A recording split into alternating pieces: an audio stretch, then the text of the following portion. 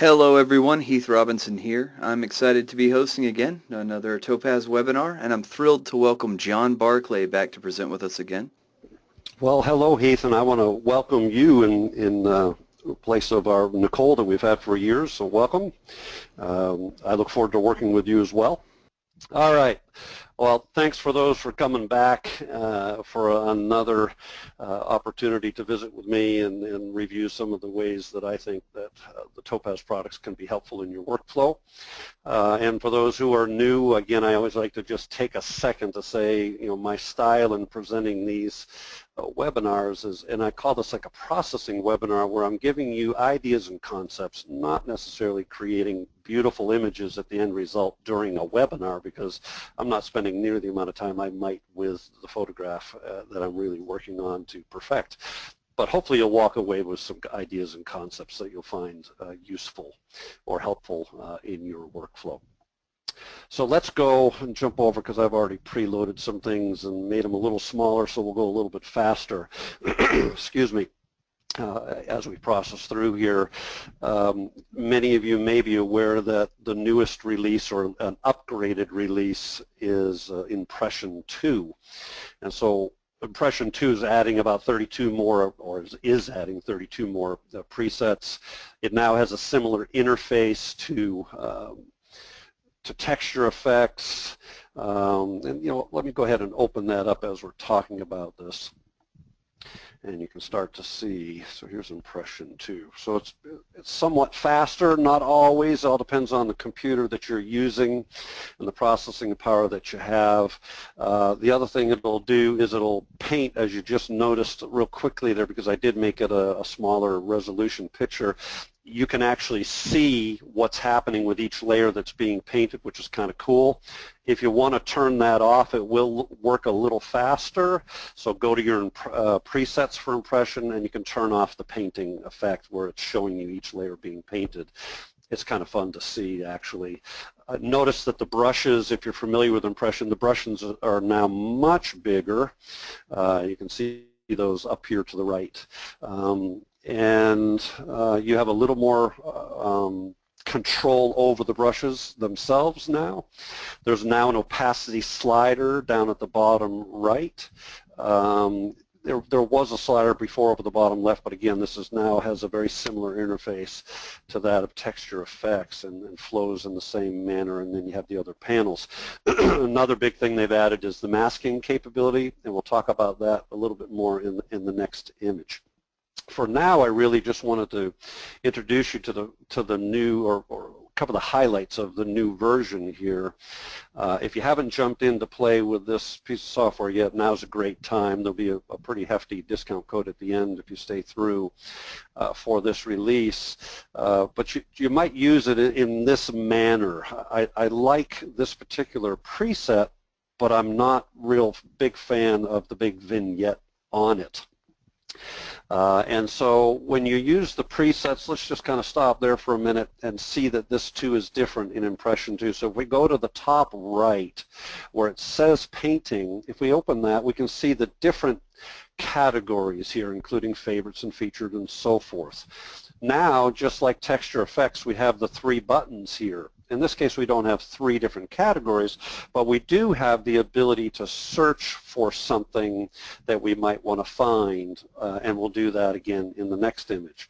So categories allow you to kind of drill down to something that you might be looking for, and in this case, I did like the painting, and I like this look, but I don't like, again, the big vignette on it. Well, all I do is I go until the gears, I'm sorry here, let's get this to show up, until the gears, or sliders I guess I should call them, show up. And when I hit the sliders, now what is revealed to me is all of the capabilities and all of the preset sliders at this point that have already been preset to create this. So how do I get rid of that vignette? I just scroll down to the bottom and I look at lighting. And under lighting, here's my vignette, and I can pull that over to the side. And you notice it's repainting that picture, and you're seeing all of the different steps that are being applied to create that look. I really love this painterly look that's being created, but something, again, this is philosophically for me anyways, when I'm working and trying to create a painterly effect, I don't necessarily want people to look at it and say, wow, great job with the Topaz Impression, John. That's really great. I would much rather them look at it and say, hey, I really like that. How did you do it? And one of the ways you can do that is maybe not make it so overtly painterly, or use the opacity slider. And essentially what that's doing, if I pull that slider all the way to the left and this opacity slider is way down the bottom on the right, we're basically revealing at 0 the original photograph, whereas 100%, now it's really just the effect is being seen. And if I come down to 50 or so, now I'm seeing 50% of the picture that was there, the original photograph, and 50% of the effect. And that would be a good way to use this, I think, and the opacity slider should be your best friend, unless you really like that painterly look and you want it to be overtly painted. Feel free to leave it at 100%. We have a lot to cover today, so I don't want to spend a lot of time. Just know that the paint volume and the brush size and the opacities and all those things really do change the look and the effect, as does, and we'll do this real quickly, choosing a different brush. So I can choose a different brush and I'm going to get a different look. Let me bring the opacity way up. It's going to be slightly different. These, if you look down here, they're not near as curved pieces of foliage down there with that particular brush. If I go to this brush, again, much more realistic looking in my mind as a painting. And now if I come down to the lighting panel, I can adjust the brightness a little bit because that felt a little bright to me and have control over that. The point being with this now, with the masking capability and the control of light and brightness and contrast and highlights and all those things, you really have a one-stop shop. So if you're a Lightroom user and you don't want to be involved in Photoshop, great. You can pretty much create what you need to right from going out of Lightroom, opening it up from Lightroom, working on it with the masking and all the tools we'll cover here with these first 2 images, and get exactly what you're looking for. I tend to still, and I'm going to hit cancel at this point and get to the next image. I tend to still start, and we'll do that on this next image, I tend to still start by making a background layer. I love Photoshop. I like the ability to do layers and layer masking and fine-tune beyond a plugin. And so my workflow tends to be to open it up in Photoshop and then make a layer right away so that I have some control over that. So let's go back to Impression again, and let's look at Marin. And now let's again show you how it might work. And if you get to this screen, by the way, where it's showing all of the details, just hit this back arrow at the top right, and then you get back to the overview and the different panels of the different effects that are available for you. So let's do this. If you don't want to go looking through all of the looks, but you remember there was one, and my buddy Jim LaSala has created one. So I can type in Jim, and I'm going to go right and find his 2 looks that he's created and made available for anybody to use. And again, all I did was go to the top right, made sure to choose the search capability, hit Jim, and now I can click on that and quickly see which one I like. I think I like the first one a little bit better, but again, I want to do some masking. I don't want Marin's face to be obscured by this painterly look. So again, I just hit the sliders, and in this case, I come down to the masking capability, and now pretty robust masking capability. I have a spot that I can make bigger or smaller by moving the handles or pulling on the handles, or I can mask based on color, I can mask based on luminosity, or I can use the brush. And then if I want to use the brush, which I'll use here, in this case I'm going to make it a pretty hard-edged brush, so I'm going to bring that slider way to the right. The strength is, think of the strength as like an opacity slider just for this particular tool, so the brush in this case, and this is going to make my brush bigger or smaller. In this case, I want it to be pretty small. I'm just going to come in here with a little bit lower opacity brush and remove some of that texture that's happening, or the paint, if you will, strokes that are happening on Marin's face. And it's as simple as that. So depending on the type of need that you have to mask, sometimes a spot is going to be great. Think about the spot kind of like the radial filter in Lightroom. It works very similar to that. Color is going to work on a specific tonality that you want to remove that effect from or add to.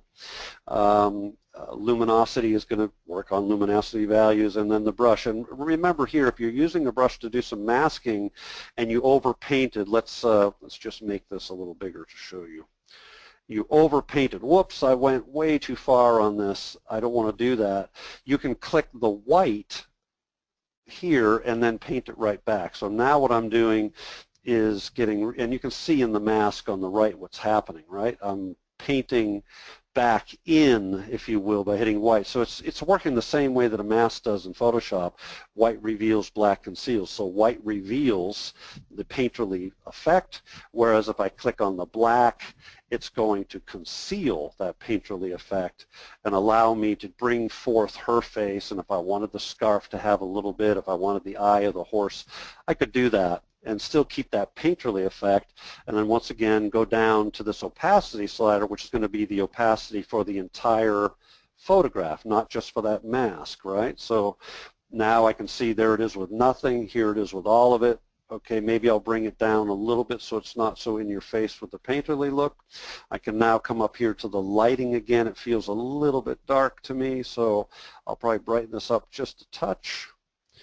And I like that quite a bit. So let's say you did some adjustments and you really like what you did to either modify someone else's look, or you started from scratch and created your own look. It would be wise if you just went up to the top right and hit the save button. Now at this point you can create this particular look and put it in a particular category. So it can be in any of these categories, or you can click this button, or box rather, here, and it'll become in your favorites category. And then I'm not going to spend the time here again because of all the things I'd like to get through, but there is the community. So if you're familiar with the community on Texture Effects or in Texture Effects, you're allowed to share the looks you're creating with the world, if you will, the online community, and they can use those. You can now do that same thing with Impression 2. So you have the community available, and those looks that other people are creating are available for you to click and try and then modify, as I've introduced you to here a little bit. Again, this is not a specific webinar on any specific piece that I use from Topaz. That's why I'm going to be not quite as detailed. I have done a very detailed webinar on the original impression, on the original texture effects. I did an entire hour just on that, so you can go back in the archives if you want to learn some details about those. So let's move on for a second. Let's see what we're going to do next. Okay, so I was in the Smokies recently, and I try to, in my processing webinars, bring up images that are recent, always new, something different. Not a bad scene, it's okay, but when I photographed this, I knew that there was work to be done in the sky. Usually one of the questions at the end is, do you do any work in Lightroom? Absolutely yes. I do as much work in Lightroom as I possibly can. It's a great processing tool, and it's non-destructive. Why wouldn't I? So I've done a fair amount of work on this in Lightroom. I've done everything I possibly can, including bringing the color up, the saturation, adding clarity, believe it or not, but we're going to add some more here with Topaz. So what I'd like to show you is what I would normally do here. Again, I'm going to duplicate this, make a background, or layer rather of a, I'll be able to talk today, a duplicate layer of my background. And then in this case, we're going to come back up to Topaz. And the first thing I'm going to do is use a tool that a lot of people don't as much anymore because clarity is so good. But I'm going to use two. I'm going to use Adjust, and I'm not going to use any preset. Quite honestly, about the only two programs I use the presets in are Texture Effects and Impression, and then go from there. But most everything else, I like to learn what's going on in the right side. And the main thing that I'm using nowadays is what really Topaz built its business on, as far as I'm concerned, is this really great adaptive exposure and regions control. And again, a lot of you know, but I'll just take a minute here. Adaptive exposure is like auto adjust on steroids. So the more I pull it to the right, the more it's going to adjust. So rather than a one button auto adjustment, think about it as an adjustment from 1 to 100 and to gaudy, right? It can get really gaudy. But if we use that in conjunction with regions, the region slider says if I pull it to the left, it's going to really affect just my dark darks and my light lights. And if I pull it further over, let me pull this up to midway so you can kind of see better what's going on. So right now it's really just the dark darks and the light lights. If I pull it over here, more of the tonalities are being added to what is being adjusted by the adaptive exposure slider until I go all the way over to here, and now every tone in that image is being affected by that slider. I'm not a big fan, and this is common with Topaz Adjust. It can start to look very affected, and it can actually look like a faux HDR look. I'm not a big fan of that, but I am a big fan of what it's doing to my sky. There's before, after. It's bringing back what I knew was there that I could work with. So in this case, I'm really just going to focus on the sky. I'm going to bring this adaptive exposure down a little bit. I don't want it to look overdone. Click that before and after. If I want to do the before and after, I'm simply clicking in the photograph and clicking off. You can also go up here and click the processed versus original. It's much easier to just click in the photograph. And in this case, I feel pretty good. The only other slider that you might consider using is pulling this contrast down. You need to understand that when you do adaptive exposure and regions together, you are adding a lot of contrast. So one of the ways to reduce some of that is to bring this down, and it kind of softens things up just a little bit, makes it a little more realistic. So once again, if you're doing adaptive exposure and bringing it up, and using the regions to determine how much of those tonalities you want to be affected by that adaptive exposure, do play with this contrast slider and bring it down a little bit, and I think you'll find it to be a much more natural look. Okay, not a masking tool here yet. I suspect that will come. You can do a local adjustment, but I'm just going to be brutally honest. I don't like the way that particularly works. So not a big deal. I'm going to hit OK, and I'm going to bring that adjustment back into Photoshop. So here we are. I can turn that layer on and off. I don't really like what's going on in the foreground. Some of you might. But again, by way of teaching the concepts here, I'm going to add a layer mask. All I did was go down to the very bottom here. I'm going to try to this expose. Can you see better? Hopefully you'll see that little dot down here. So I came down here and I hit this little front-loading washing machine, I call it. And that now put a layer for me. I'm sorry, I put a layer mask for me right here. And I know that layer mask is active because it has brackets around it. If I click on the picture, those brackets move to the picture, and that's not going to work the way I want to. I want to click on the mask, which is white, make sure there's brackets around it. Now I'm going to tap the letter B for boy, and I can make my brush bigger or smaller by tapping the, whoops, got to tap the right keys, the bracket key to make it bigger or smaller, and I can start to paint with the color black. And when I do that, it's going to remove that. It's like the mask we just saw in the product itself. When I did that in impressions, I'm going to turn that off so it doesn't keep flipping back and forth. But now what I've done, and look at the mask over here, the white reveals, so that lovely effect that I wanted in the sky is taking place. However, the over-processed look that I didn't like, I can now mask out with painting black in a mask, and there we go, I've removed it. So now if I hit the before and after, really what we're seeing is that effect taking place in the sky. Now, some of you are probably saying, yeah, John, but I can still see that in the tree. You're right, and I don't have the time right now to do that properly. You could make a selection on that and get a much more fine-tuned selection of that so that it would look proper. In this case, I just want to do a few things and not overwhelm you. So focus on the sky. Okay, so I'm going to make another layer, And now what I'm going to do is what I would normally do, and that is come in here and let's go to clarity. So the difference between adjust is kind of like a sledgehammer, and it's really giving you a pretty affected look, whereas clarity is much like the clarity that exists in Photoshop and or Lightroom. However, with clarity in Topaz, you're getting 4 essentially regions, if you will, or sizes, maybe is a better way to put it, of contrast that you can add to this image. You can also create presets by going way to the bottom left. Let's put this back on just for a minute. I gotta hit this. So way down here to the bottom left, I can click on this and create a preset, which I've done over here, and I can have John start. I'm going to double click on that.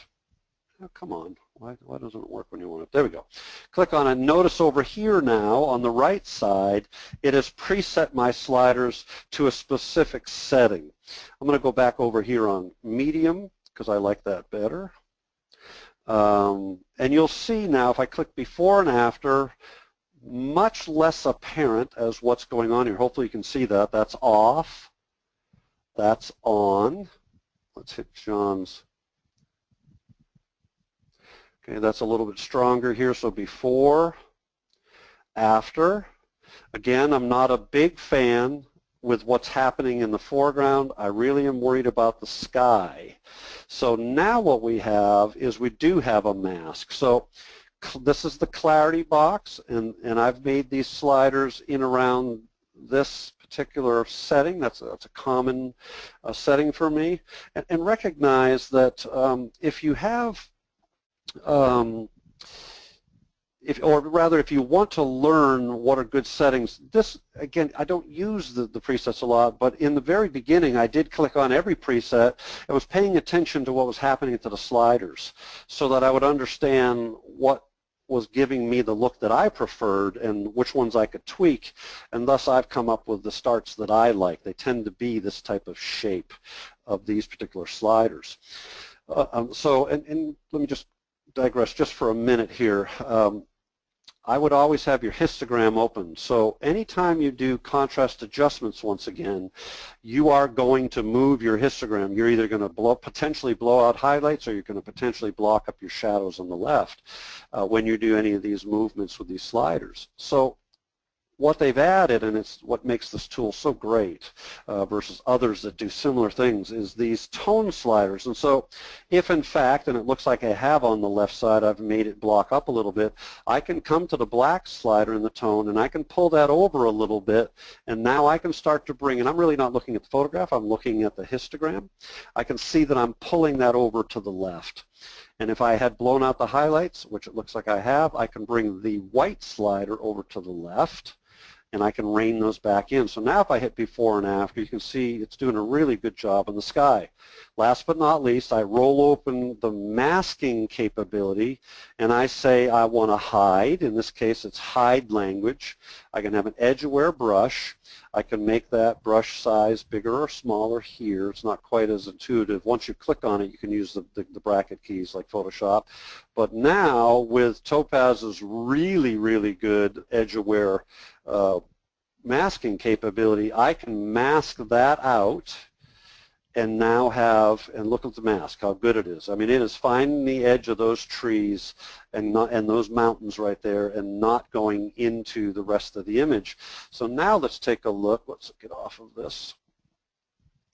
And now I can see before, after, and I've added a nice amount of clarity to the sky. So somebody's asking where the picture is. I don't know if it's this picture right now. It's from the Smoky Mountains. It's in Caves Cove. And a little plug, I'll be there in the spring with another workshop if you'd like to come along.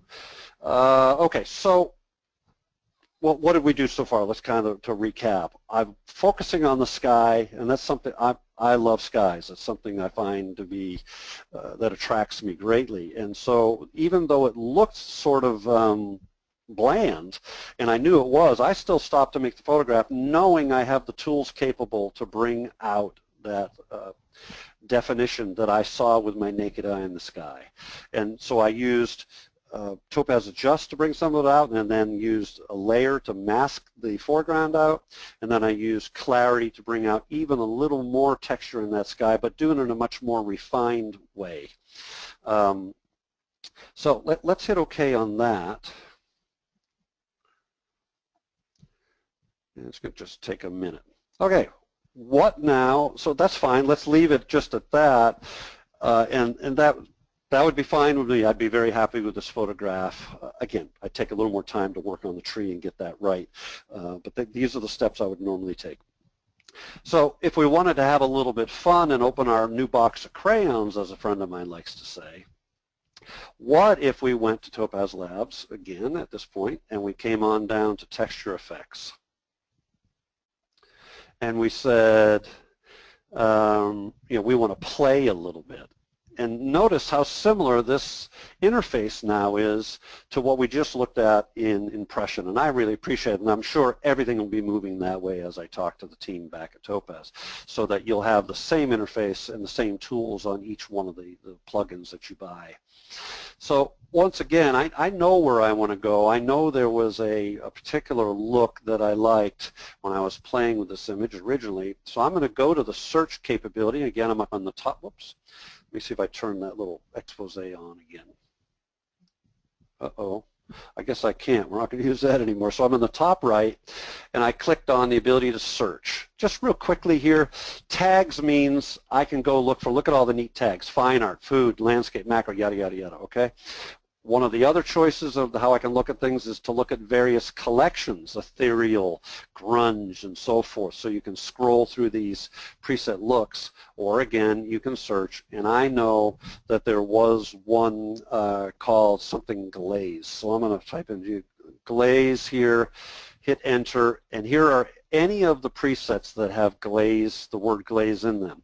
Well, I really liked the warm tonalities that this brought into the photograph. And once again, just like Impression, I have my sliders. I click on my sliders, and now what's really cool is I can see exactly what the team back at Topaz did. So a really easy way to find out what's happening in this particular look is to click off the eyeballs here. And again, I'm way on the top right. And when I click off all of those eyeballs, I can be right back to my original picture. And I can see that this particular look is created by a basic adjustment. And if I rolled it open, there's what the basic adjustment is. If I click on the color overlay, I can see what's happening with the color overlay, and I can choose a different color or a different blending mode. I can change the opacity, and then I can see that they put a border on it, and then I can see that they put a texture on it. Please, please, please understand that it's just a preset that somebody made. You should engage your brain and decide whether you like it or not, and then change it. For instance, you might not like the color that's being chosen for this overlay. Well, click on that color bar, and you'll have a color wheel, and you can make this color come on, be able to grab this, any color you want to make it. Hopefully there's a bunch of ahs going on out there. So it was a little bit more warm tone than I want. I'll bring it back down into here somewhere, and that'll be great. Perfect. So now I've adjusted their look to be a lighter brown tonality. If you wanted to, you could explore overlay versus soft light that they had for a blending mode, and as you roll over these, you'll see all the various looks and effects. You know, if you like that kind of faded look, which is really beautiful, you can start to experiment with the screen and the lighten modes rather, color dodge, and do some really funky things. Let's stay with this, and then I can change the opacity and recognize now in this great tool, and I adore this program, you have so much control over each of these particular adjustment panels. So there's that. And if I didn't like the adjustment that they were doing with the brightness, I could make it less bright, more bright. I could bring the shadows open a little more and so forth in the basic panel. If I didn't want the border, I just simply turn it off with the eyeball, or I hit the trash can and throw it away.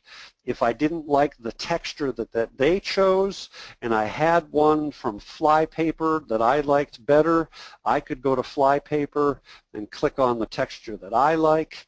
I can make the opacity of that stronger so I can actually see the texture showing through.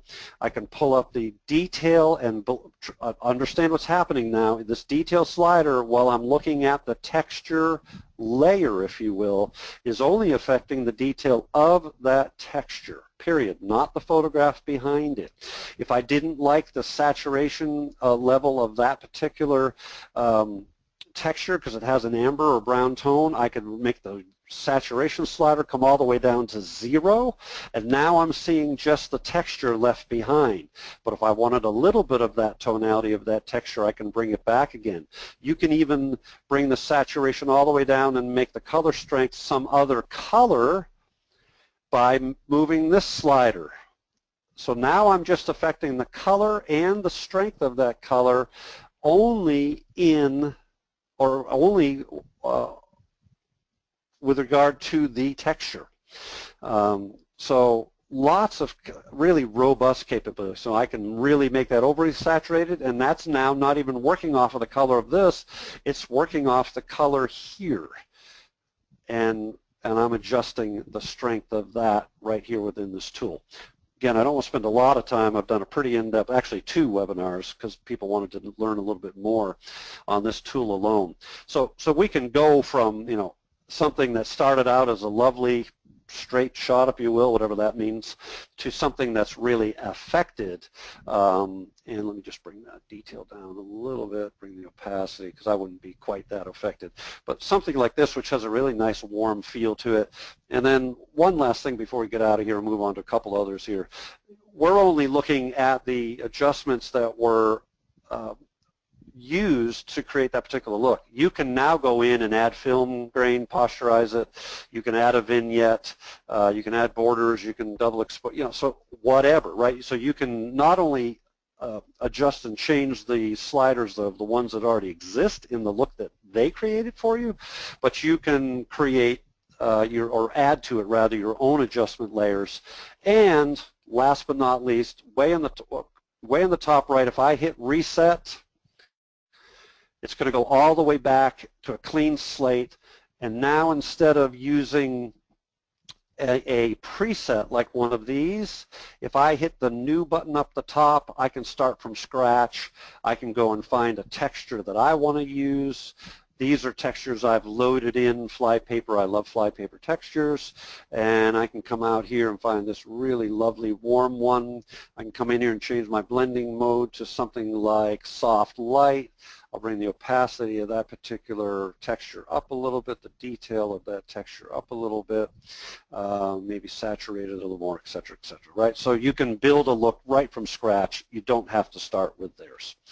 All right, I'm going to cancel out of that and leave that there, and we're all going to take a collective breath. Okay. Now, yes, Susan, I do correct the highlights and the shadows. I'm just glancing over. Like I said, I use Lightroom to its fullest potential before I do anything in any plugin, whether it be Topaz or anybody else's plugin. I want to maximize that file there, and absolutely doing shadows and highlight work is important to do there. Now, I want to send the best file I can over to Photoshop to then be working on it. All right, let me get my notes so that I can stay on task here.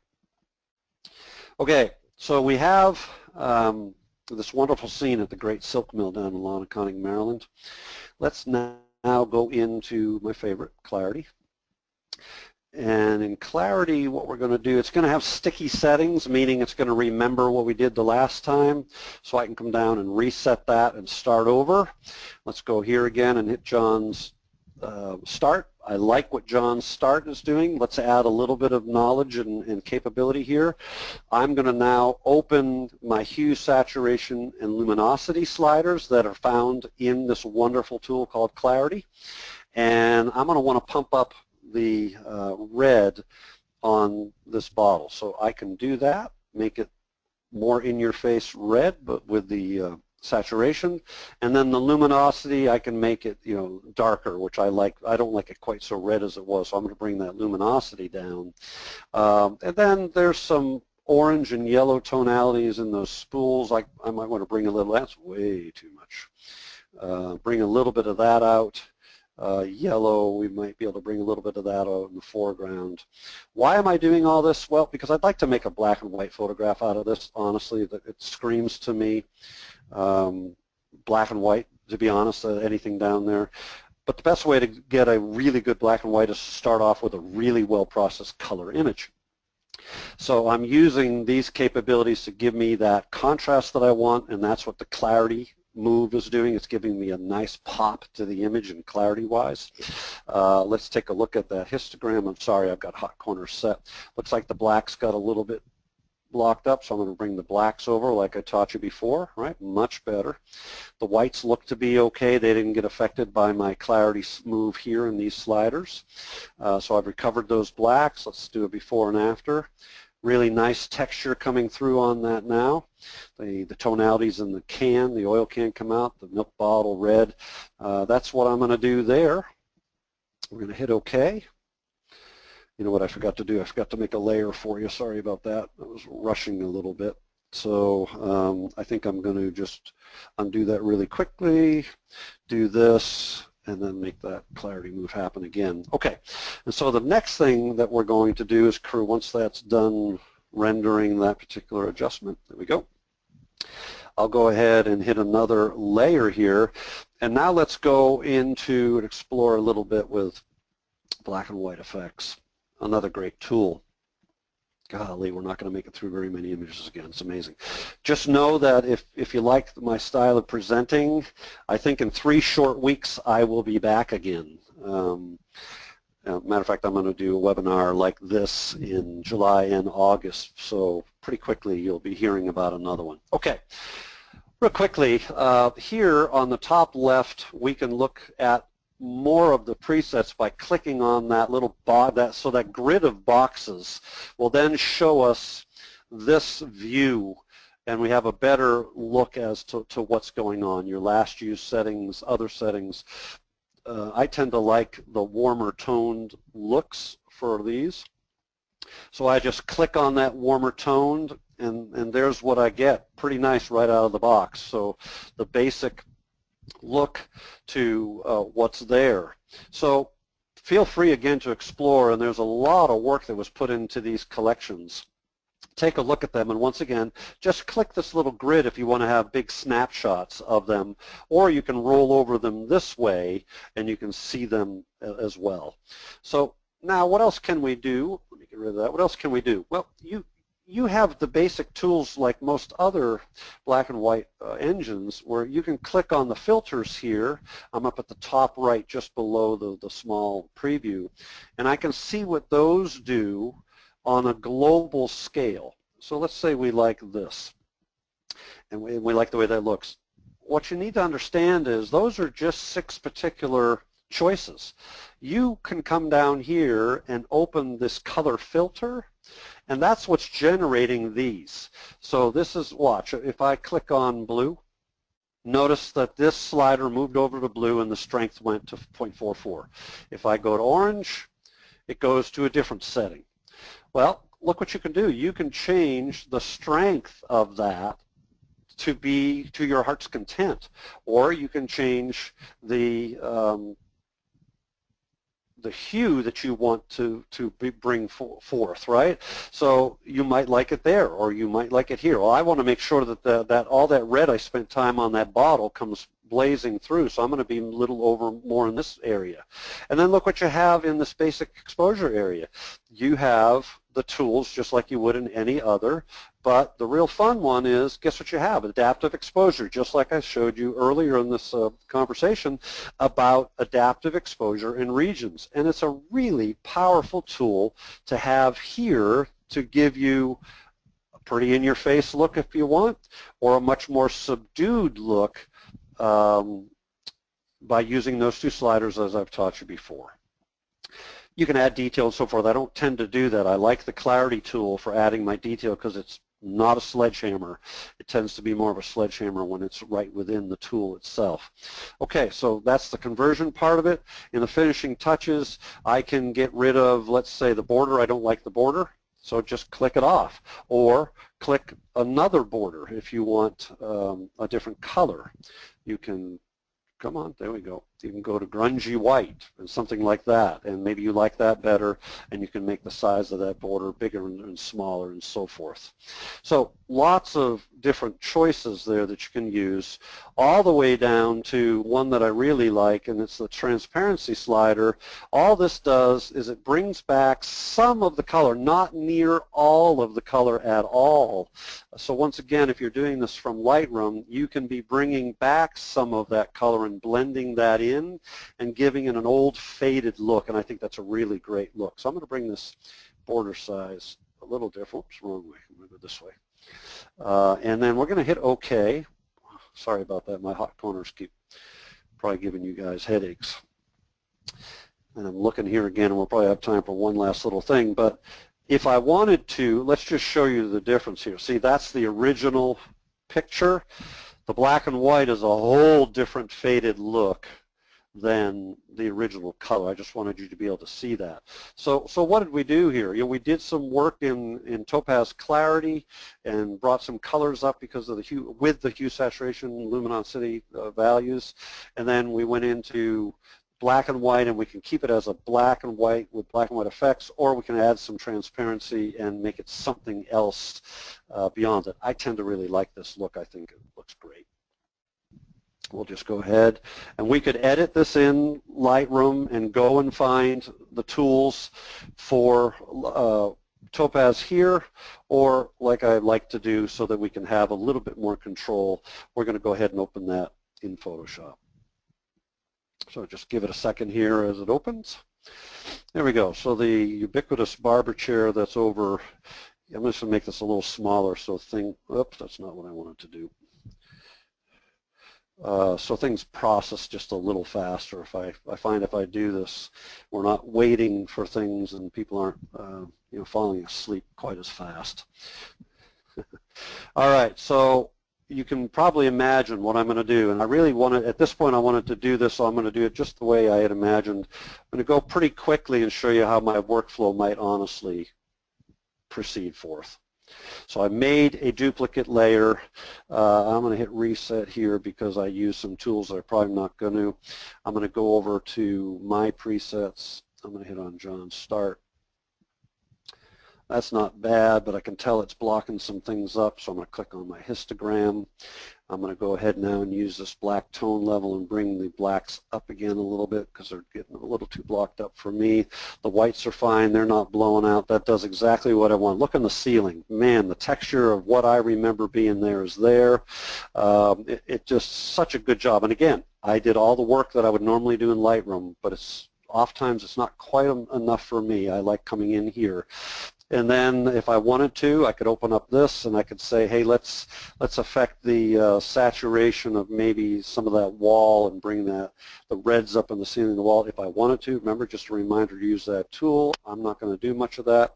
I'm going to simply say OK. And then once again, I'm going to, whoops, it's still working. Sorry about that. And this one, I would come down into black and white effects just like we did and just cement how I would typically work with these tools. Excuse me. Hey, look at that. Pretty nice right at the end, isn't it? Because it got that transparency. But once again, I can come down bottom right, hit reset. If I'm going to work without those presets, I tend to roll through the presets here and see what I think might work best.